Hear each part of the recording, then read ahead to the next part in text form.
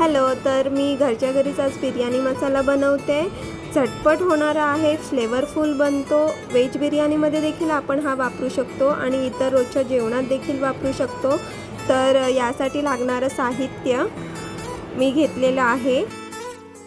धणे 2 टेबलस्पून, काळी मिरी 1 टेबलस्पून, तिखट लाल मिरची 7 ते 8, जायफळ अर्धा किसून, दालचिनी 3 इंच, लवंग 2 टीस्पून, हिरवी वेलची 2 टेबलस्पून, मोठी वेलची 2 ते 3, जावित्री 3, तेजपत्ता 7 ते 8, जिरं 1 teaspoon, शहाजिरं 2 teaspoon, kasuri methi 1 tablespoon, हळद अर्धा टीस्पून आणि मीठ अर्धा टीस्पून।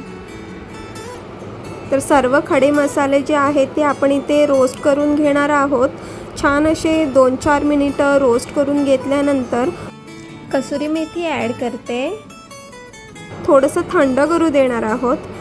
आता इथे मसाले थंड झालेले आहेत, तर आपण यामध्ये आता अर्ध जायफळ किसून टाकणार आहोत। इथे आता मी यामध्ये हळद टाकते आणि थोडंसं मीठ टाकते। आता मस्त याला आपण मिक्सरला फिरून घेऊ।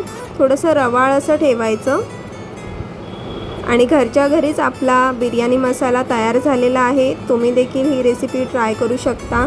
रोजच्या जेवणात देखील हा मसाला आपण वापरू शकतो। खूप टेस्टी जेवण बनतं याच्यामुळे आणि बिर्याणीमध्ये तर अप्रतिम चव लागते याची।